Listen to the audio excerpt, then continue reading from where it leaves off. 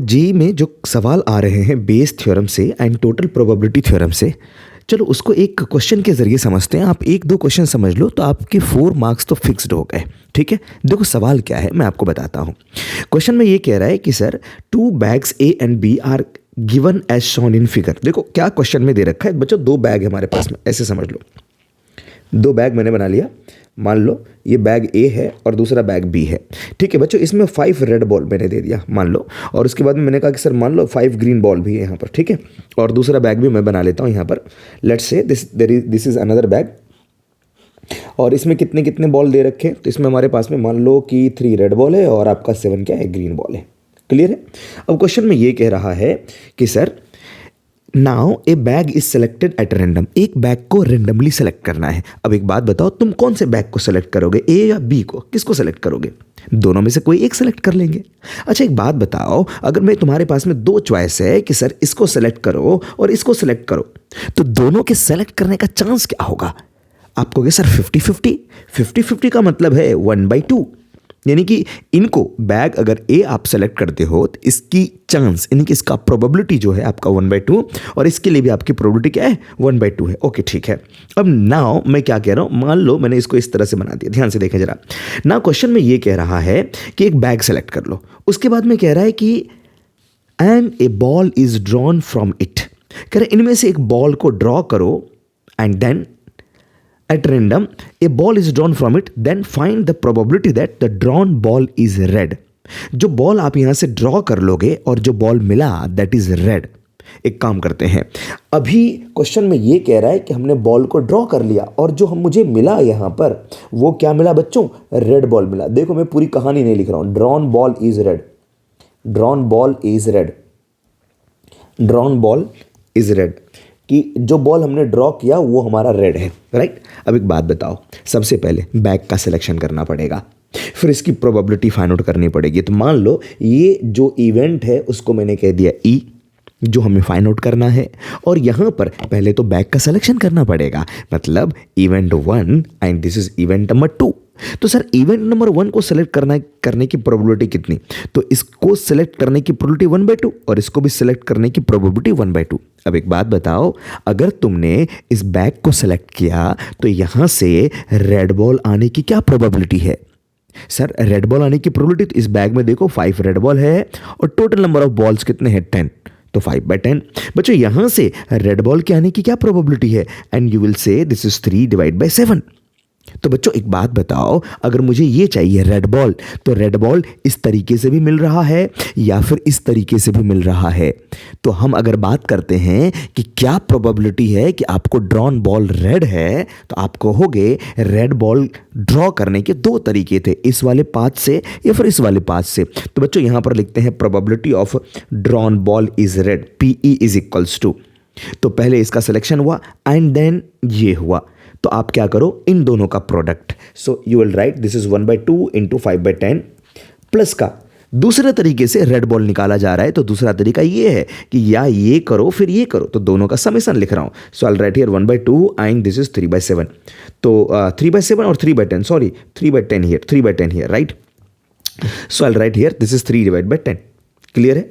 तो यहां से आपका क्या बन जाएगा, और दिस इज 8/20, तो आप इसको सिंप्लीफाई कर लीजिए 4 के टेबल से 2 टाइम में एंड 5 टाइम में, तो 2/5 इसकी प्रोबेबिलिटी हो गई। क्लियर है। आओ इसी से रिलेटेड दूसरे सवाल के बारे में बात करते हैं बच्चों। हमारे पास में इस क्वेश्चन को, चलो ठीक है, नहीं इस क्वेश्चन को स्किप करो, इस क्वेश्चन पे चलते हैं। क्वेश्चन में क्या कह रहा है, let a bag contain 3 fair coins. एक बैग है जिसमें 3 फेयर कॉइन है, 5 डबल हेडेड कॉइन्स हैं एंड 2 बाइज्ड कॉइन है। Biased coin probability of showing head is 1/3। हाँ ये 1/3 लिखा गया है, ठीक है। तो सबसे पहले मैं क्या करता हूं, एक बैग में मैं ये तीनों बातें लिख देता हूं कि क्या क्या चीज़ गिवन है हमारे पास में। 3 फेयर कॉइन है हमारे पास में, फेयर है, और 5 डबल हेडेड कॉइन है, ये 5 डबल हेडेड कॉइन है, और उसके बाद में हमारे पास में कितने sir, and 2 face biased coin, 2 biased coin बच्चों हमारे पास में गिवन है, दिस इज बाइज्ड। अब कह रहा है कि now a coin is selected at random, एक कॉइन को यहां से सिलेक्ट किया गया from the bag and is tossed twice, उसको 2 बार टॉस किया गया। Then find the probability that it shows head both times, मतलब दोनों बार हेड आया, क्या प्रोबेबिलिटी है? तो यहां से कह सकते हैं कि जो इवेंट की प्रोबेबिलिटी हमें फाइंड आउट करनी है वो इवेंट ई है एंड बोथ टाइम्स हेड।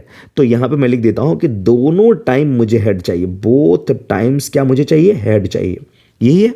अब एक बात बताओ, सबसे पहले कॉइन ड्रॉ किया गया होगा इन तीनों में से कोई एक, और फिर उसको टॉस किया गया होगा। ऐसा तो नहीं है कि फेयर को भी टॉस किया और डबल हेड को भी टॉस किया, नहीं नहीं नहीं। First of all we need to select coins. Clear है?